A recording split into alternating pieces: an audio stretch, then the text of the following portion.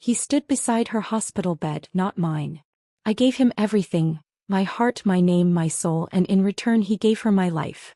I watched him whisper, "Live, please," to the woman he once claimed to have forgotten, while I lay dying in a sterile white room, abandoned. But death wasn't the end for me, it was a reset. And in this second life, I won't be the fragile woman he walked over. I'll be the storm he never saw coming. The heart monitor flatlined at exactly 3:08 a.m. My name was Serafina Vale and I died believing in love. The machines screeched around me, cold and final. My vision had already dimmed, but I remember the silence in the room, the absence of voices that should have been there. That he should have been there.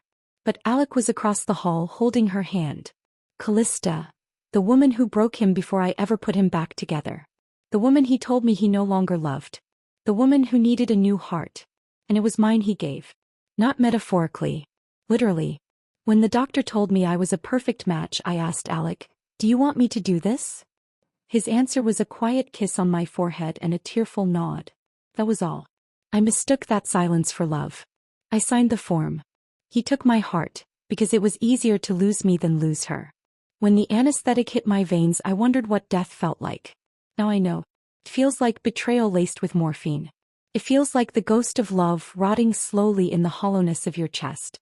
It feels like looking down from above, seeing your fiancé kiss the hand of the woman who now holds your heart, and realizing he never chose you at all. But death didn't take me forever. I woke again, not in heaven, not in darkness, but in my 16-year-old body, surrounded by velvet curtains and the smell of lavender soap. Back in my childhood bedroom. It was the morning of my 18th birthday, the very day Alec first noticed me. The day I naively smiled at him at the Vale Foundation Gala, wearing that hideous pink dress my stepmother insisted made me look youthful and hopeful. I shot up, gasping.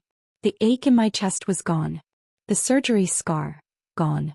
And in my memory, the full betrayal. Every moment. Every lie.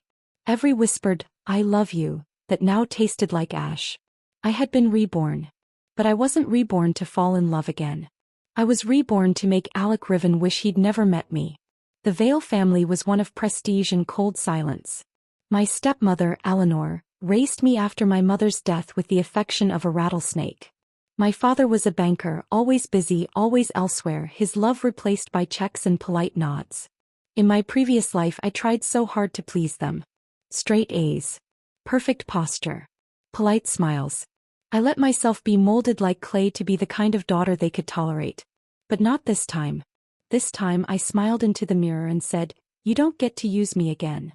Eleanor knocked once before barging in, her heels clicking like gunshots on marble. "Wear the pink dress today.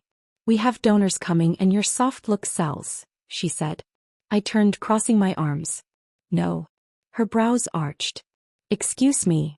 I said no. "I'll wear black. Or maybe crimson. Something to remind them I'm not their fantasy doll." She stared at me like I'd grown horns. In a way I had. In my first life I obeyed her.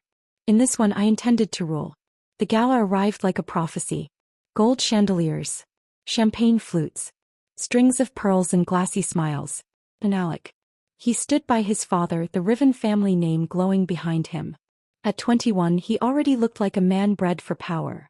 Obsidian suit, cold blue eyes, lips that curved like he was in on a secret no one else knew. In my last life I had been drawn to that enigma. That wounded charm. He said I was the only one who ever saw the real him. I now knew that was a lie. He only ever showed people the version of himself he needed them to believe. This time I would show him the version of me he never saw coming. Our eyes met across the ballroom. He tilted his head slightly, curious. In my last life I blushed and looked away. Tonight I held his gaze. I smiled. But it was a different kind of smile. Not soft. Not eager. Calculated. Like the prologue to a novel he didn't know he'd written the villain for. Later that evening I stood near the balcony alone, sipping champagne I technically wasn't old enough to drink. I waited. Right on cue Alec approached. "Miss Vale," he said smoothly, "you look different." I offered. "Older," he said, studying me. "Sharper. Funny. I feel like I've known you forever." He smirked. "I would have remembered." "Oh," I whispered, swirling the golden liquid in my glass, "I'm sure you will." He didn't understand then. But he would. I would make sure every beat of the heart he'd once stolen haunted him. Alec Riven thought he was the one playing the game. And that was his first mistake. In my previous life I was nothing but kind to him. Patient, warm, trusting. I'd memorized the way he liked his coffee, the names of his favorite authors, the tempo of his laugh when he actually meant it. I molded myself around his moods like water to stone. But this time I wore a mask. A reflection of what he wanted to see. Behind the soft smile my mind was a blade, my memory an arsenal. After the gala, Alec began to circle me like a moth to a flame. He wasn't in love, not yet. That would be too easy. No, he was interested. I was different now, less eager, less easy to impress. His ego wasn't used to being ignored. A few days later I received a message from him. Polite. Cloaked in charm. Lunch this weekend? I owe you a drink after monopolizing your time at the gala. In my first life I would have giggled and shown it to my best friend. In this one I smirked and sent back. Only if you can impress me. Let the game begin. We met at a rooftop restaurant in the city. Glass walls, skyline views, and overpriced salads that screamed prestige. Alec arrived precisely on time, ever the gentleman in public. He pulled out my chair, ordered wine without asking, and leaned back with that effortless confidence that once melted me. But not now. Now I studied him like prey. How have we never talked like this before? He asked. You're full of surprises. I've always been this way, I said. You just never saw it. He tilted his head, intrigued. Maybe I wasn't looking hard enough. Oh, you were too busy chasing a ghost. Callista had broken up with him years ago in this timeline. She'd run off to Europe with a tech investor, leaving Alec devastated. I knew from experience he carried the wound like a badge under that cold exterior. But it was still raw now. I could use that. I looked him straight in the eye and asked sweetly, have you ever loved someone who didn't love you back? He flinched just barely. A muscle in his jaw tightened. Yes, he said. She didn't see me the way I saw her. You mean she didn't need you the way I did? But she still got my heart. I nodded slowly. That kind of pain turns people cruel, doesn't it? His gaze sharpened. Cruel or guarded? I think there's a fine line. Alec looked at me differently after that lunch. I knew what he saw. A woman who understood him, who didn't demand answers but held power in her restraint. That's how you build obsession. Not through clinging but through control. In the weeks that followed I rebuilt my identity. In my past life I chose to study art history because it was peaceful, something Alec once said he found endearing. I gave up my dream of political strategy because I didn't want to intimidate him. Not anymore. This time I returned to my original passion, international strategy and law. I enrolled early at Crestmont University's elite track, where only a dozen students were selected each year. It was grueling, cutthroat, and perfect for the woman I was becoming. I wanted to rise so far so fast that Alec would have to look up to see me. And I was already on his mind. He sent me gifts. Books he said reminded him of me, flowers I never asked for. I never said thank you. Because the first step in controlling a narcissist is simple. You don't feed their need for validation. Instead you starve it. 2 months after the gala, Alec invited me to his estate for a private charity dinner. In my past life I was thrilled the first time I saw the Riven Manor, an ivy-covered fortress of old money and ambition. I remember spinning in the rose garden, foolishly thinking I'll be his wife one day. This time I stepped inside with a smile and a plan. I wore crimson, intentional. Callista's favorite color. Alec opened the door himself, which surprised me. He was used to servants doing that. Maybe he wanted to seem more human tonight. Or maybe he couldn't wait to see me. His gaze lingered a beat too long on the neckline of my dress. You look, he began. Different. I offered, echoing the gala. He chuckled. Dangerous. Good. That means the mask is working. Dinner was a showcase of wealth. Glass sculptures, rare wine, imported caviar. He spoke of business. I nodded politely, adding sharp comments here and there, watching how he soaked in my approval like water on drought-cracked earth. He was trying to impress me now. Alec Riven, the man who once let me die for another woman, was leaning in like a boy trying to earn a gold star. Near the end of the night, I excused myself to freshen up. I didn't need to. But I wanted to see something. Callista's old room. In this timeline she had been gone for less than a year. I doubted he'd repurposed it yet. I found it at the end of the hallway, door still closed as if waiting for her return. Inside, the air was stale with longing. Her perfume still lingered like ghost fingers brushing the air. The bed was neatly made. Her photos still lined the dresser. And there, tucked behind a frame, a scrapbook. Photos of her.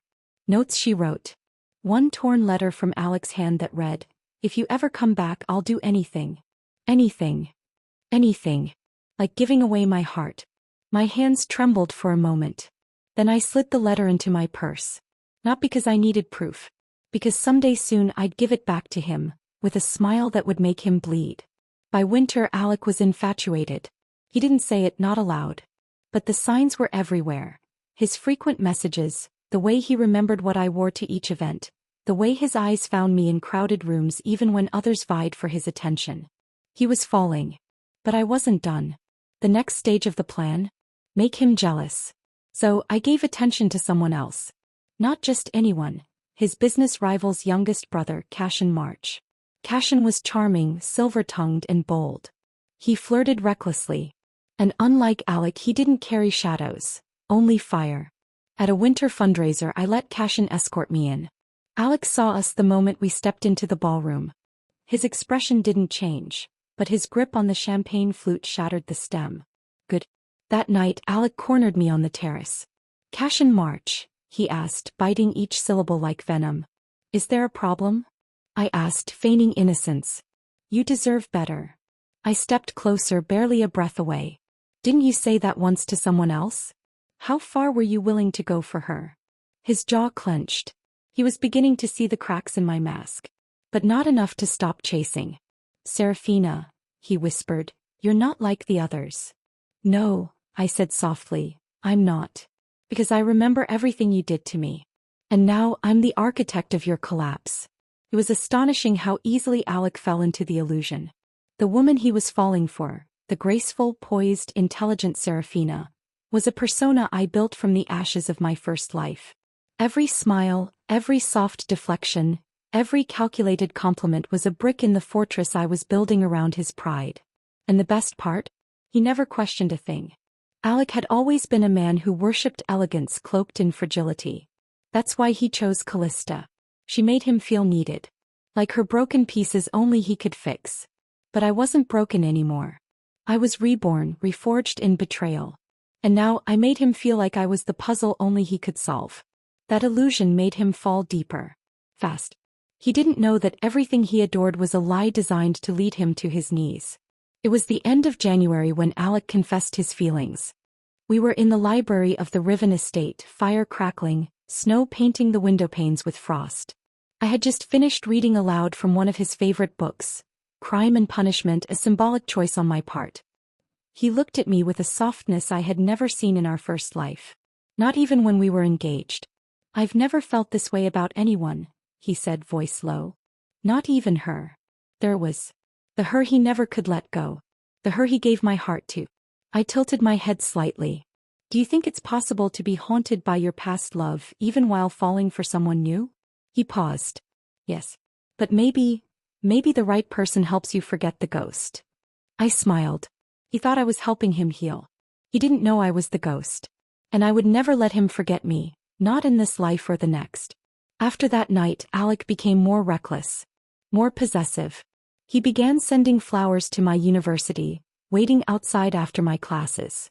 Every moment he could, he tried to insert himself into my world.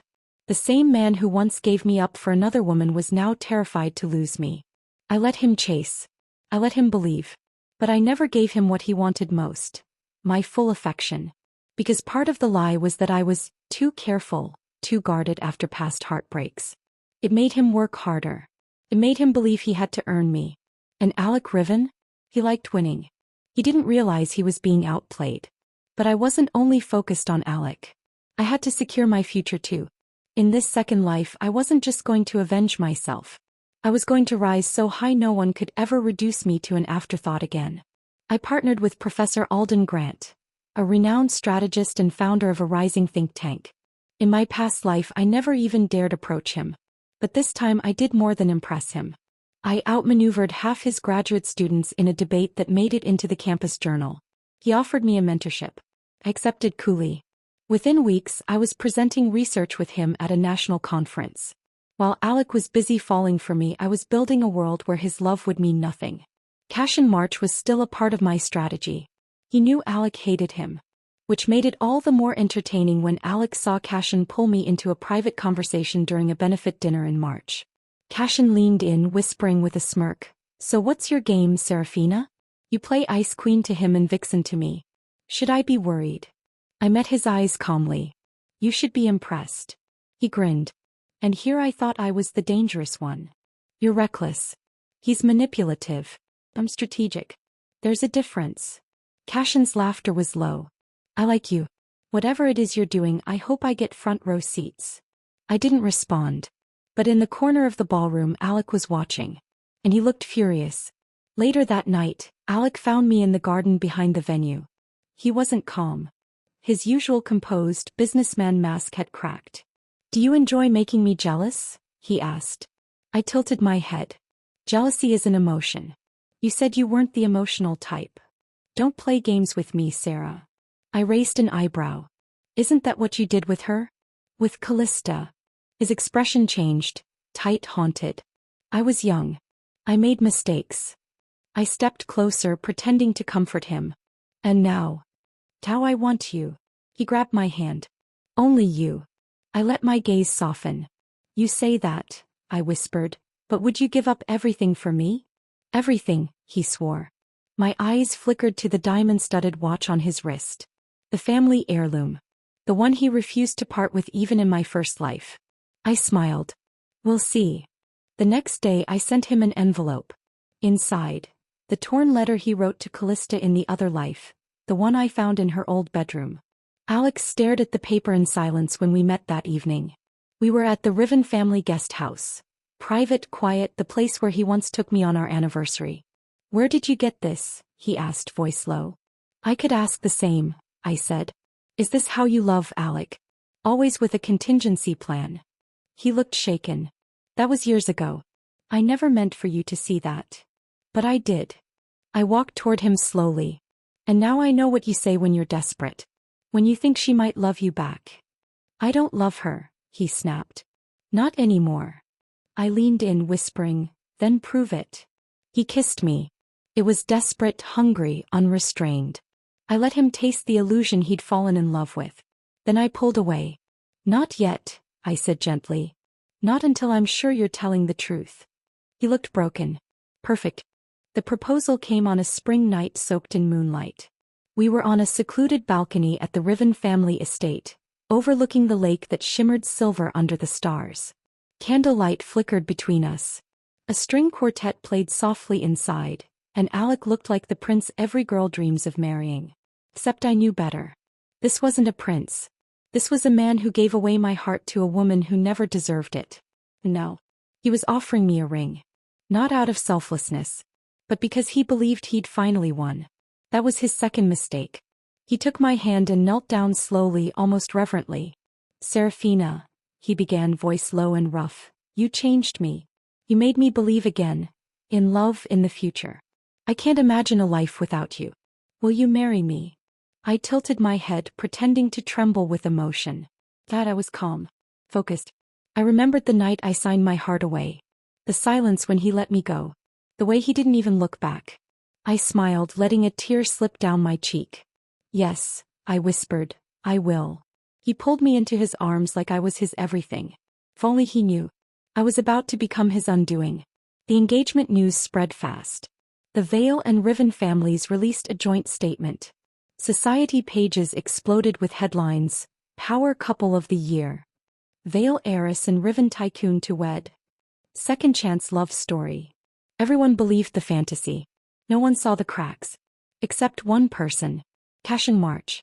He cornered me the week after the announcement in a glass elevator at a charity auction. The moment the doors slid shut, he turned to me with that ever-present smirk, eyes sharper than usual. "You said yes." I met his gaze calmly. "I did. Even though I know you don't love him." Silence. I didn't confirm. I didn't deny. Cashin's smile faded slightly. "You're playing a dangerous game, Serafina." "I'm not playing, Cashin," I said softly. I'm ending it. He leaned in. And when he finds out? He won't. Not until he's already lost everything. Cashin stared at me for a long beat, then let out a low chuckle. Remind me never to get on your bad side. I smiled coldly. You're smarter than Alec was. The wedding was set for 5 months later, an extravagant affair to be held at the same estate Alec was born in. A legacy marriage, everyone called it. But behind the scenes, I wasn't planning a wedding. I was planning a reckoning. The first step: undermine his empire from the inside. As his fiancée, I had access: documents, meetings, accounts. Alec trusted me. He gave me passwords, confidential files, access to board discussions. He thought he was welcoming a supportive partner. He didn't realize he was handing me the sword I'd use to slit his empire's throat. Using my connection with Professor Grant, I began gathering intel on Riven Industries' biggest vulnerabilities: pending lawsuits, shady partnerships, a dormant fund hiding embezzled money from years ago. In my first life, I never touched his work. I was the pretty ornament on his arm. In this life, I was the scalpel at his throat. But revenge required patience. So I wore the dress fittings, sat through cake tastings, let Eleanor Vale sneer at my cold demeanor, and asked Alec whether I should wear my hair up or down for the ceremony. I let the world think I was glowing with happiness. I even moved into Alec's penthouse, just like before. Only this time I wasn't nesting. I was gathering. One night while he slept, I stood in the doorway watching him. In sleep, Alec looked peaceful, innocent, like the man I once loved with everything I had. I remembered the feel of that first kiss. The way I clung to him the night before the surgery, praying he'd change his mind. He didn't. He let me die. And now I would let him live, just long enough to watch everything he built fall apart. The second phase of my plan began at a shareholders' dinner. I suggested sweetly that we launch a joint philanthropic initiative, a women-led business accelerator funded by Riven Industries and the Vale Foundation. Alec, eager to impress me in the press, agreed. He put me in charge. What he didn't know was that I was filtering every transaction through a shell company Cashin helped me set up. Legal, traceable, and slowly redirecting resources away from Alec's shadow accounts. He wouldn't notice. Not until it was too late. And while he praised me in interviews for being brilliant and driven, I was feeding reporters anonymous tips about discrepancies in his offshore holdings. I wasn't just stealing his love. I was dismantling his image. The night before our engagement gala, Alec took me to the rose garden behind the estate. I never thought I'd love again after Callista, he said quietly. My heart didn't even twitch. I was lost, he continued. But you were the light. I leaned into his chest and whispered, and you were the man who needed saving. He kissed my forehead, then reached into his coat and handed me a velvet box. Not a ring. A key. To the beach house, he said. It's yours now. Our honeymoon home. I nodded. He was giving me pieces of his world. Good. Because when I burned it down, I wanted him to feel everything he gave slipping through his fingers. The wedding day dawned like a fairy tale. Sunlight filtered through the tall windows of the Riven estate. The staff bustled with purpose. White roses lined the garden path. Crystal chandeliers sparkled in the ballroom where hundreds of guests gathered, dressed in couture and expectation. I stood in the bridal suite, staring at my reflection. The gown was exquisite, silk and lace, delicate embroidery hugging my waist. A cathedral-length veil trailed behind me, and the necklace Alec's mother gave me glistened at my throat. I looked every inch the perfect bride. But underneath, war raged. This dress wasn't a symbol of love. It was armor. Today was the day everything ended. The timing was everything. The guests arrived on cue. Politicians, CEOs, press. The who's who of elite society. All of them here to witness the union of two dynasties, Vale and Riven. But what they were about to witness was a collapse. I texted Cashin one word: ready. He responded with a flame emoji. Across town at a press conference staged exactly 20 minutes before the ceremony, Professor Grant released a full report on Riven Industries' illicit offshore accounts, tax fraud and manipulation of charity funds. It was backed by hard evidence. Evidence I spent months collecting. The headlines started hitting social media before Alec even stepped into the garden. By the time he took his place at the altar, murmurs had already begun. Phones buzzed. Brows furrowed. The guests sensed something off. But the show went on. Because Alec, standing at the altar, still believed the fantasy. Still believed I was coming to him with love. I walked out into the garden, my veil draped over my face. He smiled. He had no idea. As I stepped forward slowly, calmly, I remembered everything. The day he asked me to donate my heart. The silence in the hospital. The moment I realized I wasn't dying for love. I was dying for convenience. And now he would know what that felt like. The music faded. The crowd turned. I reached the altar. He lifted my veil. Our eyes met. And I whispered, "Checkmate." He blinked, confused. "What?" Then the screens lit up. Behind us, the team Cashin hired projected the live feed from the press conference onto the giant display intended for wedding photos. Alec's name was everywhere. Riven Industries under investigation. CEO implicated in multi-million-dollar tax fraud scheme. Anonymous source provides ironclad evidence of embezzlement. Gasps rippled through the crowd. Phones shot up. Whispers turned into shocked outbursts. Alec turned toward the screen, his face draining of color. "What is this?" he barked. "Who?" I took the mic meant for our vows and spoke instead. "Ladies and gentlemen," I said, voice calm and cool, "thank you for coming. But this isn't a wedding. This is a funeral." The crowd froze. I stepped closer to Alec, eyes locked on his. "Today we bury a lie.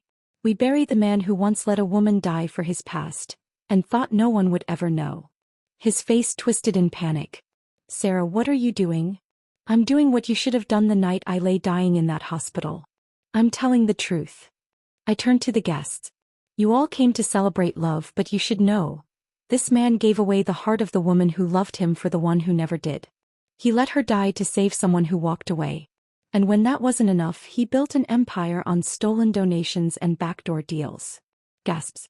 People rose from their chairs. Alec reached for me, but I stepped back. "I loved you once," I said. "More than anything. And you didn't even stay to say goodbye." He stared at me, trembling. "You remember?" I nodded. "I remember everything. And I was reborn not to love you again, but to end you." Security was already moving toward him. Cashin had made sure a federal investigator was watching from the sidelines. As Alec turned toward the crowd, trying to salvage his image, I watched him unravel. This was the man who once controlled rooms with his voice. No one listened. I stepped down from the altar and walked away, slow, powerful, head held high. Behind me, chaos exploded. I didn't look back. Because this time I was the one leaving him. After the wedding, the story dominated every news cycle. Alec Riven was suspended from his position as CEO. Multiple board members resigned. The Vale family tried to distance themselves from the scandal, but it was too late. They had aligned with a man whose reputation was now ash. Eleanor fainted publicly. My father didn't even speak to me. I didn't care. I didn't want their approval anymore. I wanted freedom. And I had it. Weeks passed. Alec tried to contact me, calls, messages, even letters. I ignored them all. Until one night I found him waiting outside my building. He looked thinner. Hollow. His eyes sunken with sleepless nights. "You planned this," he said quietly. "Yes," I said. "You destroyed me." "No," I corrected. "You destroyed yourself. I just handed you the mirror." He looked at me like he was seeing me for the first time. "I loved you." I laughed softly. "No, Alec. You loved what I gave you. But when it was time to give something back, you chose someone else." He stepped forward. "Is there anything left?" I paused, then leaned in so close he could feel my breath. "Yes. One thing." His eyes flickered with hope. I smiled coldly. "Regret." Then I walked away. And this time he didn't follow. Weeks turned to months. Alec's empire crumbled piece by piece. Lawsuits, press scandals, investor withdrawals. Riven Industries was stripped of power and prestige, its assets frozen pending federal review. Headlines branded Alec as a fraud. Former allies turned silent. His name, once spoken with awe, became a cautionary tale. Me. I disappeared from the chaos with my head held high. Not into exile, but into rebirth, for real this time. I left the city and moved to the coast. A quiet town where salt kissed the air and the waves washed everything clean. There, I started the Serafina Foundation, a business incubator and legal advocacy group for women who had been silenced, stolen from, or used as stepping stones for powerful men. It was born from pain. But it became a lighthouse. And unlike Alec's empire, mine was built with truth. With fire and grace. With hands that no longer trembled. I still remembered everything. Every look Alec gave me.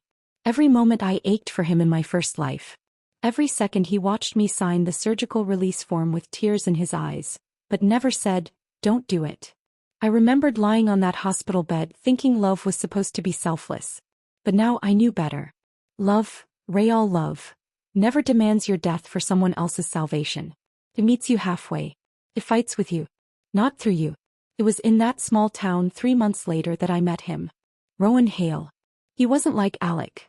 No tailored suits, no headlines, no legacy attached to his last name. He was a former financial strategist who'd walked away from the corporate world after blowing the whistle on his corrupt firm. Quiet, principled, soft-spoken with a mind like steel and a voice like gravel and honey. I met him at a town hall where I was giving a speech on equity in business. Afterward, he walked up to me and said, "That was the most dangerous thing I've heard all year." I raised a brow. Dangerous.